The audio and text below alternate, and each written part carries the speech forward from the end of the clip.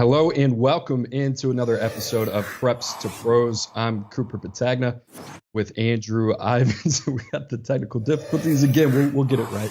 But Drew, we got a great show today. We're going to talk a little bit about Arch Manning. Got to see him play against Riverside Academy in New Orleans last week. We'll also talk about the Tennessee Volunteers and their number 11 ranked recruiting class. We're going to do a deep dive on that. And then we'll get into some week 3 matchups where there's a lot on the line, especially recruiting. We'll talk Auburn, Penn State. We'll also talk Texas A&M in Miami, and then a little bit of 2-minute drill. We'll get into a little bit of fashion. Drew's got some fashion tips for us, loves what Kansas State's doing, but we'll get into that. Mississippi State on the docket as well. But Drew, low 60s today in Birmingham. What's it like down there in Florida right now?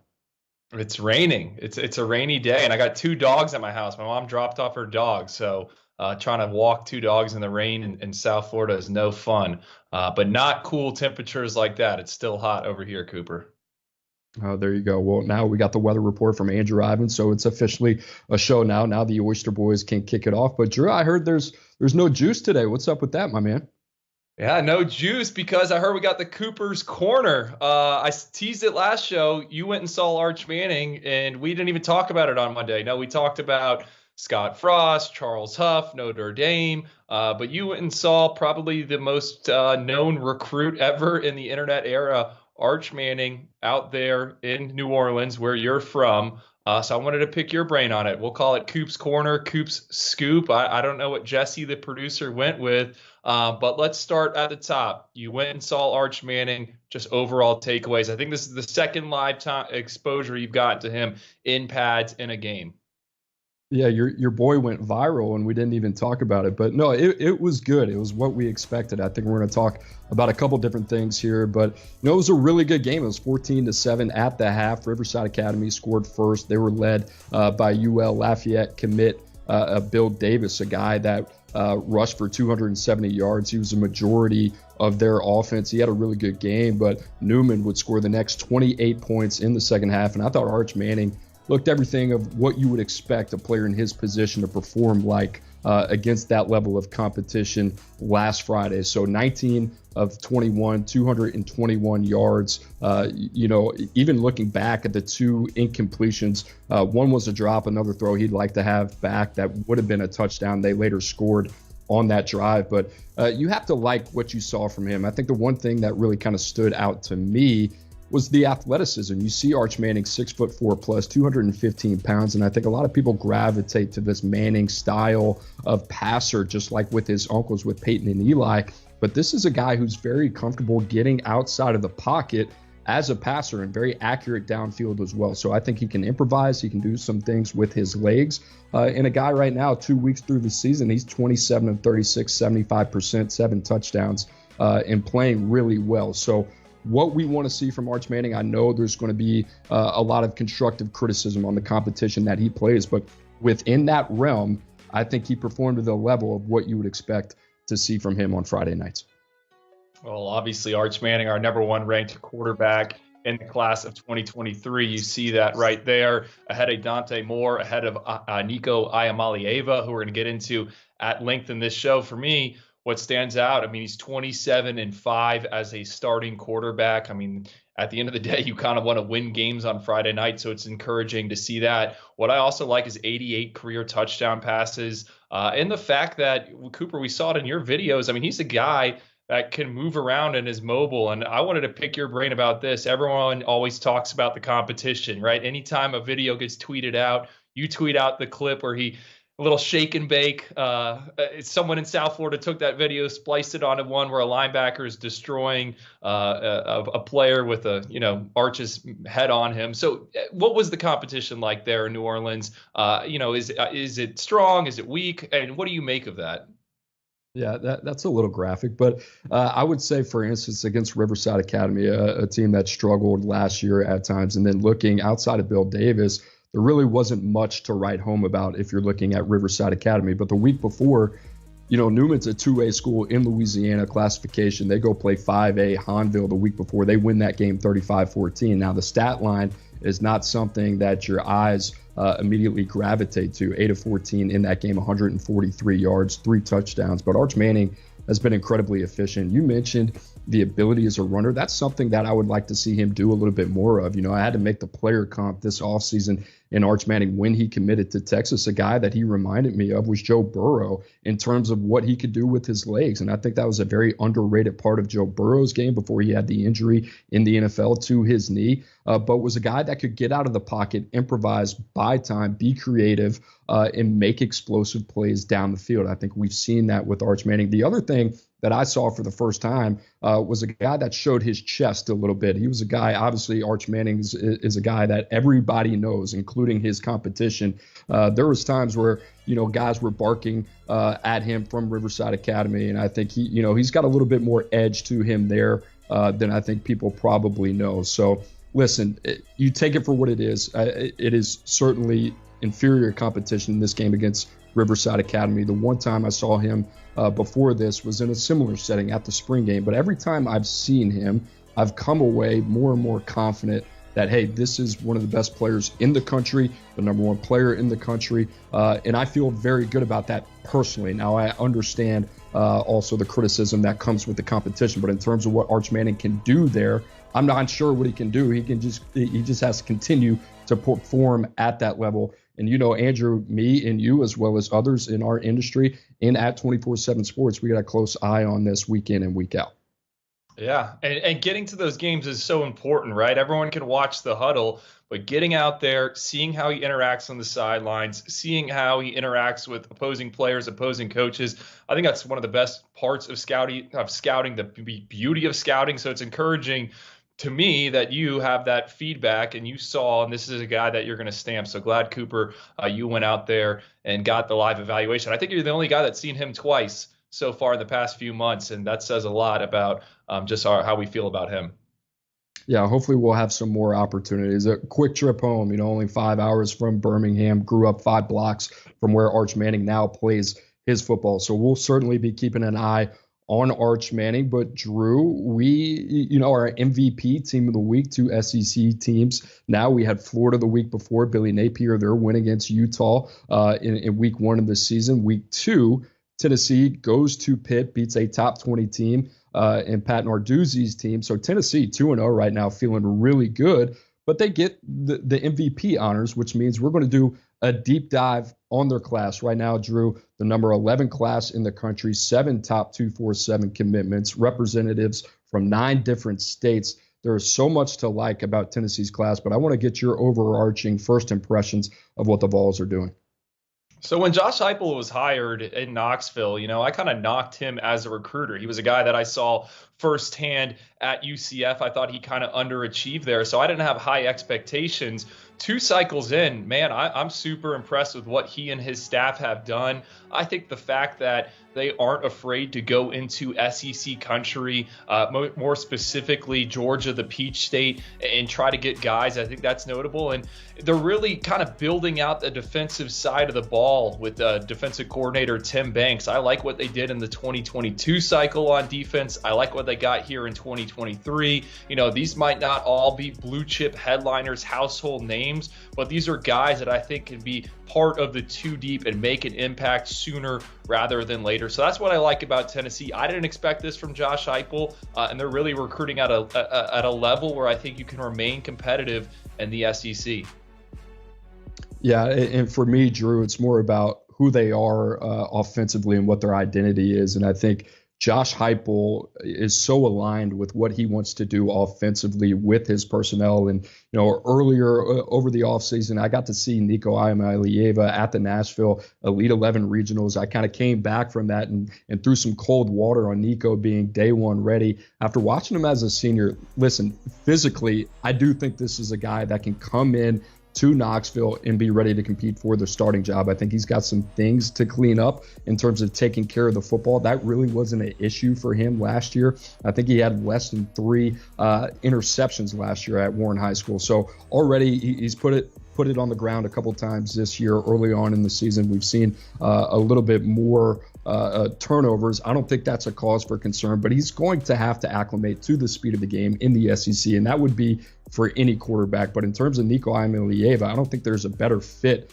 in terms of the offensive scheme than where he's heading into Knoxville and playing with Josh Heupel. A couple of the other guys that stand out, Cam Seldon is a guy that they're going to work at running back, receiver, really kind of a hybrid role. I like him. We'll get into a couple of the other playmakers as well. Ethan Davis, Drew, who I know you love out of Collins Hill, is a guy that they can kind of move around in a very similar fashion and is very dynamic. They're still doing some work on the offensive line, but Sham Umarov, a guy that they beat LSU Georgia out of the state of Georgia for, is a guy that we are very high on. So you talk about Tennessee, and obviously there's been a lot of praise heaped on Josh Heupel, the job that he's been able to do, not only offensively, Drew, but you talked about the job that defensive coordinator at Tennessee, Alex Golash, excuse me if I got that name wrong, but has done already on that side of the ball and what you like about it. Well, Golash, the offensive coordinator, and I think a lot of people don't know this, he actually called plays last season for Tennessee. On defense, it's Tim Banks leading the charge. And Cooper, I think this is a great time to segue into kind of the next exercise, and that's us highlighting some of these guys that we like. And you mentioned Nico Iamaleava. I think me and you each got a pro comp for what we consider our top 5 guys in the class. So why don't we start at the top? The quarterback that most people know because of his NIL deal, Nico Iamaleava. Coop, I don't know if you watched this game or read about it last week. He threw 2 interceptions. I know you touched on that. One of those picks, it hit his receiver right in the helmet. He threw it so hard, and it just ended up bouncing into the defensive back's hand. So I'm not that worried about it. I love Nico. You know, he's a guy who made my freaks list, one of 2 quarterbacks on there. You look at the frame, NFL measurables. He's 6'6", monster reach, could have played college volleyball if he wanted to. And to me, I see some Marcus Mariota. And if I had to make it a pro comp, I see that. I think he's a guy that can beat you with his legs, but he's also really good in the pocket, can spray that football around. And this is what Josh Heupel wants to do on offense. They're going to spread you out and go fast. I was reading today in the Tennessee game notes that they score faster than anyone else in the country in that first quarter. So I think Nico is someone that could step in, maybe not in 2023, but in 2024 after Joe Milton, who is backing up Hendon Hooker this year. Once he exhausts his eligibility, I think it's going to transition and set up nicely for the folks in Knoxville, going from Hendon Hooker to Joe Milton and then Nico Iamaleava. Early Petag flag before I get started on Nico Iamaleava. Getting the coordinators mixed up. I'm sorry, Tennessee fans who are tuned in. Can't have that. That's on me. But Nico Iamaleava, Drew, I kind of went back and forth on 2 guys, both guys from Oregon. You picked Marcus Mariota. I went with Justin Herbert. And I think from a talent standpoint, you look at the frame, kind of similar frames, both 6'5" prospects. I think a guy, Justin Herbert, developed as he got to college, a guy who played very small ball out there in the state of Oregon, but a guy that was a very good athlete. When you watch Nico Iamaleava, it's obviously a very eye-popping to see the arm talent. That's what sticks out. But he's also a guy that moves very well in the pocket, similar to how I was talking about Arch Manning, a guy that moves very well. I think that's a part of his game that can be utilized at the next level, and that can continue to be something that Josh Heupel leans on. So Nico Iamaleava, certainly a program-changing talent. We talked about the fit there with Josh Heupel. There's going to be a lot to like with Nico Iamaleava and sky-high expectations. But, Drew, let's get to your favorite guy, one of your favorite guys in the class, and a guy we already mentioned. That's Ethan Davis. And the comparison you had for him was Brevin Jordan from the Houston Texans.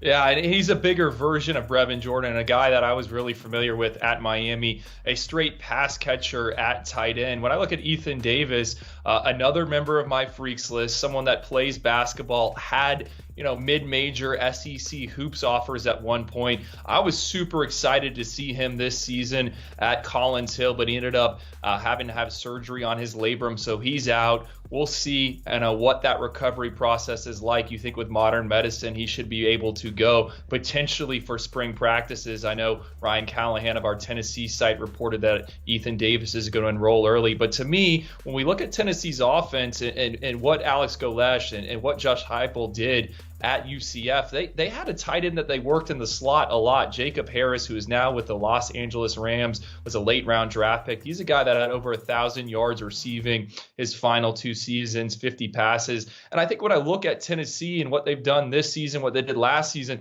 they're missing a tight end. And I think Ethan Davis can be a weapon for them in that receiving game. I don't know how much inline blocking, how attached he will be, but he's a mismatch in the slot. And he's got natural ball skills. So I'm super excited about him. I think you had a similar comp for him, Cooper, on Ethan Davis, or maybe even a better comp if you're a Tennessee fan.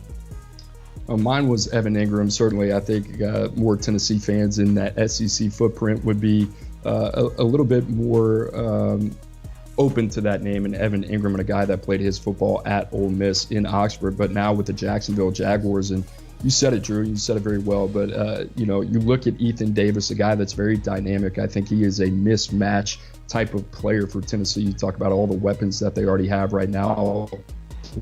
Weapons incoming as well. Ethan Davis is probably the guy that's the most dynamic and gives them a lot of flexibility in the passing game. You talked about if there's one drawback on him, I think it's that inline ability, but the upside in the passing game for the Tennessee Volunteers, what they like to do, I think he can give you some run after catch ability as well. He's one of the better 50-50 pass catchers in the class, regardless of position. So I love him, what they're getting. I thought they were very in a really good situation to go on him early. I think that's probably a guy that a couple other schools are probably kind of kicking themselves right now that they would have went on earlier in the process. So Ethan Davis going to Tennessee, one of the headliners of this class. But Drew, another guy from your area and a guy that we like a lot, that is Shamurad Umarov from the state of Georgia. And we talked about him and why that was such a big get for Tennessee and what they're trying to do up front. What are your impressions of him?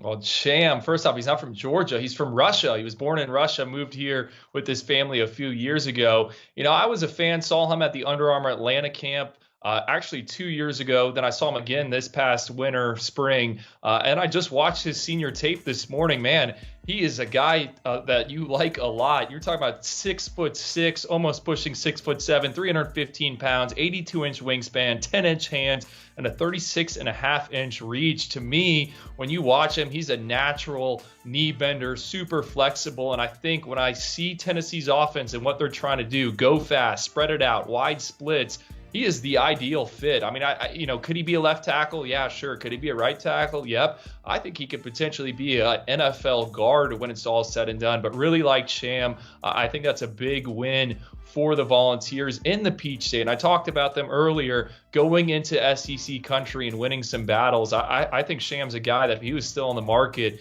plenty of these schools, maybe a Georgia, maybe an LSU, they would circle him. So I like this take. I think he's someone that could be in that starting five. I don't know exactly where, but I think he's got that upside. What about you, Cooper? Yeah, 6'6", 300 pounds plus. He carries his weight well. He was a guy that kind of reminded me of Caleb McGarry, who was a first-round pick of the Atlanta Falcons out of the University of Washington, and a guy that I'm very familiar with. But, we had to play Caleb McGarry at left tackle. It was a position he could play in college, but he was more of a right tackle. That's where he is now in Atlanta. And this was a guy with long arms, big hands, very similar to Sham Umarov. I think Sham is probably going to end up on the right side in Knoxville, but a guy that's really, really good in the run game. And once he gets his hands on you, it's over. So this is a really big get. These are the type of linemen that you typically see drafted. And if you're a Tennessee fan, we got a new 24/7 Sports rankings release for the 2023 class coming up in October. Sham Umarov is a guy that I would expect to kind of inch up the board. We like him that much. So we'll keep an eye on Sham Umarov. Going to our next guy here, Chendavian Bradley, top 247 defender, the edge rusher out of the state of Missouri, and a guy that kind of burst onto the scene early for us in the rankings process, multi-sport background, basketball player as well. And Drew, I'll start if you don't mind, but he kind of reminded me of Leonard Floyd. You talk about this long frame, a guy that plays very kind of high off the edge. He's high-waisted, but he bends exceptionally well. Drew, you and I got to see him at the Future 50 in Bradenton, Florida at IMG. And he was a guy to me that right now just needs to develop a secondary pass rush move. I think he is so used to winning with pure speed, quickness, athleticism. Once he does that at the next level, he can become one of the better pass rushers in the SEC conference in college football. But I really like his athletic makeup. I think that's a great take. He's just got to figure it out, develop a menu of moves, learn how to transition from speed to power. And I'll be honest, Cooper, coming out of the Future 50, I didn't know a ton about Chendavian Bradley. I was like, this guy's got a ways to go. But when I popped on the senior huddle this morning, I was fired up. This is a guy where I think you can make a case he's like a Greg Rousseau or an AJ Epinesa. If you watch the Buffalo Bills last week on TV, a big, long, can win with that arm bar type of defensive end. But I also see I wrote down Josh Kando as a comparison. I just think he's someone that's going to get in that Tennessee weight room, get to that training table, and he's eventually going to be 260, 270 pounds. I love the basketball stuff. Man, maybe this guy should have been on my freaks list. He's a guy who maybe will be in the notable omissions section at some point down the line or looking back on it. But he also plays some tight end. I don't know if you saw him creating separation there. Now, this is a good get for Tennessee. They got to get better up front with that pass rush, and he has a chance to hit as an elite edge rusher. And who knows, he doesn't need to play 50, 60 snaps, but if you can bring him in passing situations and allow him to apply pressure, I think he's someone that's eventually going to be able to do that. Tennessee also has Tennessee native Caleb Herring at the edge spot committed as well, a guy that certainly played well throughout his senior season. But Drew, let's stick on the defensive side of the ball, a guy that we've talked a lot about in our rankings process from the state of Louisiana, right there in Baton Rouge at Woodlawn High School. And that's Jordan Matthews, a guy that a lot of people thought was going to Texas, but a long, lengthy corner, a very good athlete, and a guy that kind of reminded me of Eric Stokes a little bit from the University of Georgia, who was a first-round draft pick for the Green Bay Packers, playing well early in his career. And I say that because Eric Stokes had a very dynamic track and field background. And I look at Jordan Matthews as a guy that's a little underdeveloped on the field, but in terms of the athletic makeup and seeing him in person physically, the way he looks ready to play day one in the SEC. I think technically he's going to have to develop at the position. But you take that type of athletic clay and makeup, I think Tennessee's got to be elated that he jumped in the boat. And that's a guy that you want to work with. And I wouldn't be surprised 3 to 4 years from now if that's another guy climbing up the board who hears his name called day one, day two of the NFL draft. Absolutely. And look, if you're building a defense these days, it starts with the pass rushers, and then you want good guys out on the perimeter. Jordan Matthews, to me, that's a monster win in Baton Rouge. I mean, that's a kid that LSU traditionally gets. Who knows how hard they push. But I love Jordan's ability to drive towards the football. He can fly as well. Second at States in the 200-meter dash. I think he was 4th or 5th in the 100. Everything you're looking for in a cornerback these days. You wrote down, I forgot who you wrote down. I wrote down about Kelvin Joseph, who's also from the Baton Rouge area, now with the Dallas Cowboys. I think there's NFL upside here with Jordan Matthews. That's a great take for them. And the last year they got Christian Harrison as a corner, Rodney Harrison's son. I like what Tim Banks and that staff is doing on defense. I think they're building it the right way, and that's going to allow them to contend in the SEC. Slow down those fast Alabama wide receivers. Slow down the future Texas wide receivers. That's the name of the game, and the roster management on defense, I think, is on point. So there are your 5 headliners of Tennessee's class, ranked the number 11 class in the country, one of the top classes in the SEC as well. But Drew, now let's kind of turn our attention to some of the names outside of the top 247 and guys that maybe aren't talked about enough on their way to Knoxville. And Drew, I'm going to let you start this one off because we just got off our rankings call and this guy popped up once again, a guy that you like a lot.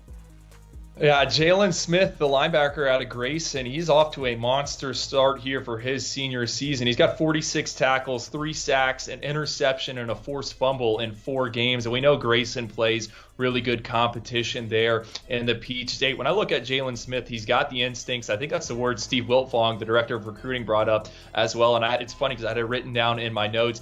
I think he can get sideline to sideline. And when you look at his frame, we don't have verified measurements on him, but he's 6'3", he's long, and he can move. This looks like a modern-day off-ball linebacker to me. I think Tennessee is super excited and fired up about him. We'll see where he finishes in the rankings, but that was a nice find for them. Again, in the state of Georgia, in that Atlanta metro, and I know that's something I'm going to keep driving home on this show, but again, I just like what they're doing in SEC country. Coop, who do you got as someone that we aren't talking about enough?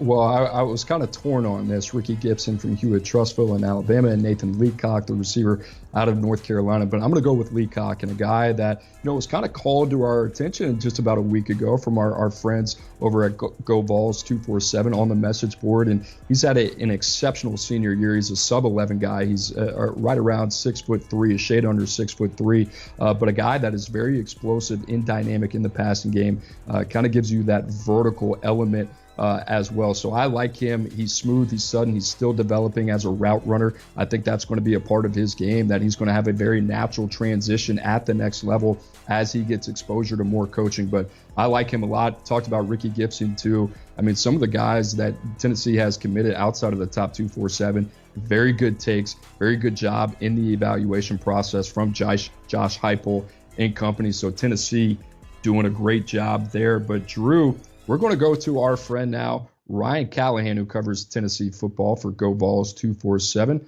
on what some of the biggest needs are for Tennessee as they try to wrap up this year. Still a lot of needs for Tennessee to address in the 2023 class, mainly along the line of scrimmage. And I would start with the defensive line. 4-star David Hobbs out of Concord, North Carolina, looks like one of Tennessee's more realistic options. Alabama and Georgia are maybe Tennessee's main competition for him right now, but Tennessee's had him on campus a handful of times. We'll get an official visit from him next weekend, so he's a real possibility for the Vols. Tennessee also still trying with Tamarion Parker, the 4-star defensive end and former Penn State commitment. Clemson looks like the Vols' main competition for him. Tennessee will get an official visit from him this fall. The Vols also hoping to get 5-star edge rusher Samuel Mpemba from IMG Academy back on campus this fall. He visited them in June. And also Elijah Davis, one of the nation's top junior college defensive linemen, a guy Tennessee's hoping to get back on campus in the coming months. On the offensive line, Vyson Lang out of Alabama looks like one of Tennessee's best options. Tennessee also offered Caleb Lomu, a 4-star out of Arizona, within the past several weeks. So he's one of the newer names on Tennessee's board that looks like a possibility. Tennessee now interested in adding possibly a 4th cornerback to its class. Smith Snowden, a 4-star out of Utah, a guy Tennessee recently offered and is hoping to host on a visit. There have been some new offers on the defensive line as well. I would expect to see more offers on the offensive line. And then Tennessee's still open to adding some guys at other positions like running back, where Roderick Robinson, the UCLA commitment, is still a Tennessee target. And then Traylon Ray, the 4-star wide receiver out of Tallahassee, Florida, among the other guys Tennessee would like to add at wide receiver. And they still have the option of going after guys like Carnell Tate, the big-time Ohio State commitment, picked Ohio State over Tennessee at the time, but the Vols haven't given up on him and still are in a good position to continue to recruit guys like Tate who are committed to other schools. Shout out to our guy Ryan Callahan for doing that, working with the Go Vols 247, does great work over there. And if you're a Tennessee fan and that's the first time that you're hearing that, make sure you go subscribe to their content at Go Vols 247. Make sure you subscribe to the work that we're doing here with 24/7 Sports. But Drew, a lot to unpack there, and I think a very optimistic viewpoint from our guy Ryan, to be fair there. But from the national point of view, when you look at this class, maybe we've talked a lot about the positives, but if there's one part of it that kind of makes you pause a little bit, is there an area that sticks out to you? Well, I'm going to cheat here because I know what your notes say and my notes say, and then Ryan kind of said it as well. It's that defensive line. How are they going to round this out? And I praised the efforts they've done in Georgia and what they've done on the defensive side of the ball. Last cycle, I really liked Jordan Phillips, who they got out of the Orlando area. It sounded like there was a chance he was going to play as a freshman. Still could. They got Joshua Josephs, a few other guys. But, are they going to keep stacking chips on top of that? And they're going to have some visitors here in the coming weeks. Samuel Mpemba is a guy I look at. Ryan mentioned him. I think Georgia is going to be pretty hard to beat there. Tamarion Parker, a former Penn State commit. I think Clemson's going to be hard to beat there as well. Dalen Hobbs, who an SEC contact billed as a freak to me just a few days ago in a text message. I think Georgia, Alabama, that's going to be hard to watch there. So to me, how do they finish on the D-line over the next few months? Because Cooper, as you know this, you've been on the other side. Everyone all of a sudden, the closer we get to the early signing period, a national signing day, everyone's just trying to find another pass rusher. And sometimes you're not trying to take the second or third guy, it's the fourth or fifth guy in your class. So to me, the defensive line. Yeah, we didn't mention Tamarion Parker from right here in the state of Alabama, a guy that was a top 50 player, was committed to Penn State, backed off of that shortly after he committed. Tennessee in the mix there, Clemson in the mix there, as well as a couple other programs. But Tamarion Parker is a guy that I like a lot, a guy that I've been very kind of hell-bent on throughout the evaluation process. If you can add him into this class, we talked about the upside that they have already committed at the edge spot. I think TJ Parker is a guy that kind of is the cherry on top for Tennessee. But Drew, I mean, why I have you here, you are our expert on everything in the state of Florida. We talked about top 247 receiver Carnell Tate in the past. He is committed to Ohio State in the Buckeyes, but Tennessee was the other team in that recruitment. They're still pursuing him. How do you kind of handicap this for Tennessee? Is there a legitimate shot that they can maybe potentially flip him from Ryan Day and Brian Hartline? Well, I think it's probably, 95-5 Ohio State to Tennessee. And, we'll see if he visits. I think if Tennessee, the way you get Carnell Tate in this class is you keep winning games. And I start looking ahead to next week when Florida comes to town. That's going to be a monster weekend. Does Carnell Tate sneak up to Knoxville for an unofficial visit? I don't know. But I'm sure his eyes are going to be what's going on in that stadium against Florida, which is not that far away from IMG Academy. So he would be a huge addition for them. And I think if I'm Josh Heupel and Nico Iamaleava, I'm selling to him, hey, this offense is super conducive to wide receivers. They get the ball. Look at what Cedric Tillman has done for Tennessee here over the past few seasons. I think him and Hendon Hooker have connected for a touchdown in 11 straight games or something like that. So that's the angle I'm working. Yeah, Ohio State, they'll get you to the NFL, but we can get you to the NFL as well, and we're going to throw you the football a lot. So that's the thing I'm looking forward.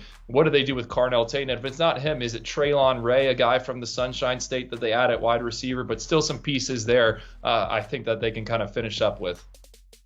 Tennessee looking to round out a very good recruiting class this year, number 11 right now, average ranking per commit 90.42. That is 6th in the SEC, only behind Texas A&M right now, who's placed right in front of them, but they only have 11 commitments. So we'll talk about them in a little bit, but that's a wrap for Tennessee. And before we start our third segment and our 4-minute offense, make sure you subscribe to the 24/7 Sports YouTube channel and make sure you give us a like and a comment. Guys, we appreciate all the support lately. It has been great. But Drew, we got week 3. I feel like I'm out of breath. We're only 30 minutes into this show, but week 3, a lot of matchups that we got to get into. Only 2 matchups, but the potential fallout. And one seems quite obvious. And I want to start with Auburn today, who right now has the number 69 ranked recruiting class in the 24/7 Sports team composite rankings. They only have 3 of the 7 commitments are in the top 247. They lost a commitment today from top 247 receiver Carmelo English. So looking at Auburn, this matchup against Penn State, they played Penn State very well last year in Happy Valley. They get them at home, a game that you're going to be at, Drew, 2:30 on Saturday. Listen, I'm going to take the other side of the coin, but I'm going to let you go first on the positives if Auburn wins this game.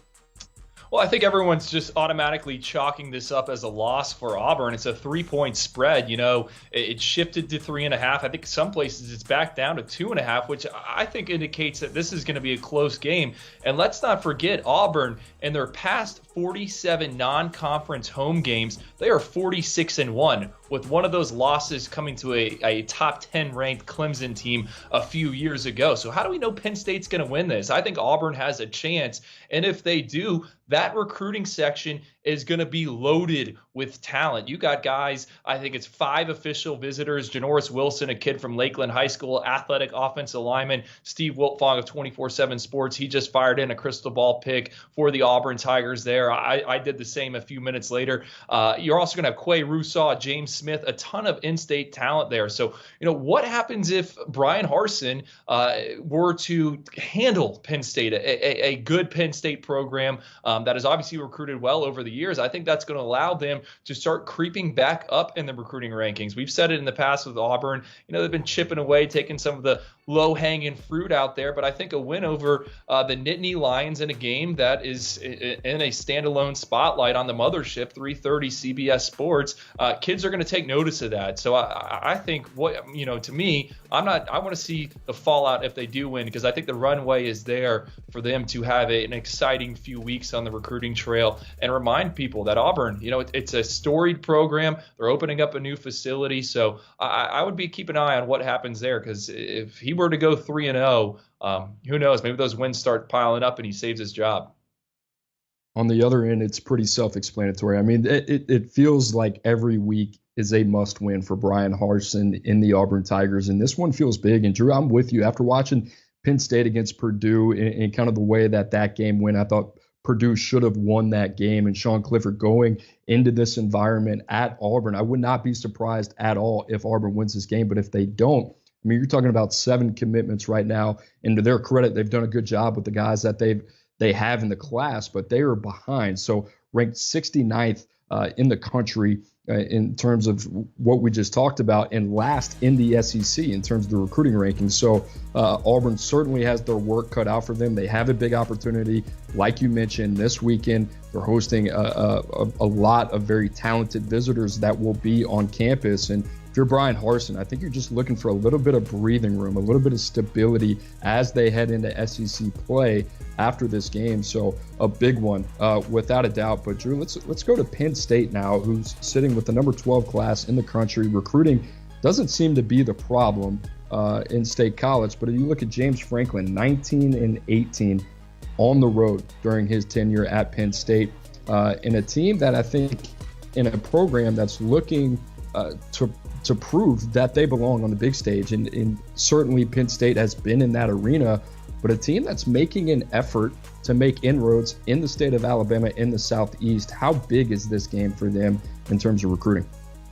I think this is a chance for Penn State to kind of just make a statement and flex their muscle in SEC country. We talked about it with Tennessee. Well, the Nittany Lions have had plenty of success down in Florida where they normally play bowl games. Now they're playing this out-of-conference game in Alabama, and it's like, hey, does Penn State recruit in Alabama? And the answer is yes. Tamarian Parker's a guy that they had committed for a while. They are also got Dakari Nelson, a top 2-4 safety out of the Yellowhammer State, committed. When you look to the class of 2024, they got 8 offers out in the state. The class of 2025, they got 6 offers out. I think James Franklin has realized there in Happy Valley that if they are going to make the college football playoff and compete with the SEC, then they need some SEC-size point of attack players. And that's why they want to get involved in Alabama, in Mississippi, in Georgia, in Florida. So to me, this is a chance for them to make a statement. Yes, Auburn's a little bit down right now, but to 18-year-olds or 16, 17-year-olds, look, they're going to see Penn State coming down, all that fan support. You know that they're going to travel very well for this game. They're going to win on the road. And I just think it's an opportunity for them to plant a flag in an area where they normally wouldn't, when a lot of eyeballs will be on the game. So that's what I think is at stake for Penn State. Franklin, 11-11 over the last 2 seasons, 2-0 to start this season. Also signed a 10-year, $85 million contract in November of last year. So he is locked in there at Penn State. Drew, let's move on to another game, and a game that we knew was going to have a lot of eyeballs attached to it. But now the storylines, you got a 1-1 Texas A&M team with a boatload of talent, and then you got a top 15 Miami team trying to find their way and establish themselves under Mario Cristobal, first-year head coach. I mean, this game, even with Texas A&M losing to Appalachian State in week 2, one of the biggest surprises of the week outside of Notre Dame losing to Marshall. You look at this game, you got it circled. A&M floating around a 6-point favorite right now. This is a game for Miami, and now Texas A&M that could prove to have a lot of stakes to it on the recruiting trail. This just feels like what I've called the big game for Miami, and they've had one of these each of the past 5 years. And Miami has not come out in a favorable position. I mean, Miami has an opportunity to go to an SEC program and a standalone spotlight game, essentially. I mean, this is the headliner on ESPN on Saturday night, and make a statement and prove that, I'm not saying to use back, but Mario Cristobal is the right guy. They have a chance to take down Jimbo Fisher and the Aggies. I think if you're Miami, maybe you wish that Texas A&M didn't fall last week to Appalachian State. I think they're probably going to change some things up on offense, but the visitors list is just as loaded for this game, probably even better. A ton of South Florida talent is making its way out to College Station. And let's not remember, last year, Texas A&M and Miami went head-to-head for five-star pass rusher Shamar Stewart. Shamar Stewart ended up signing with the Aggies, and he's expected to play on Saturday night. He's already been getting some run in there. So, would it have been different if Mario Cristobal was there earlier? Yeah, maybe. But at the end of the day, I think Miami needs to give these big fish in South Florida a reason to stay home. And going on the road and getting blown out by an SEC opponent, that's not the answer. We saw this against Alabama last year, a couple of years against LSU and a Joe Burrow squad. They've never really gone head-to-head with Clemson. It seems like Clemson always gets the best of them. So this is a big game, a big stage, and Miami needs to show that they're for real, I think, if they want to keep more of these big-name kids home. This is a tone setter for Mario Cristobal in Miami. You want to change the optics in Coral Gables. What you do is go into one of the more talented programs in the country, College Station, a hostile environment, and find a way to win this game. I mean, Drew, you said it, looking at Miami's track record over the last 5 years. Jesse, I don't know if we have this graphic, but against Alabama last year, that's 44-3 at a neutral site. Clemson, that game 42-17. Florida in Miami 24-20 in Orlando. But year in and year out over the last 5 years, Miami has really not been competitive in these type of settings. And right now they have the right quarterback in Tyler Van Dyke. In the coaching staff, we talked a lot about. I mean, Miami is here.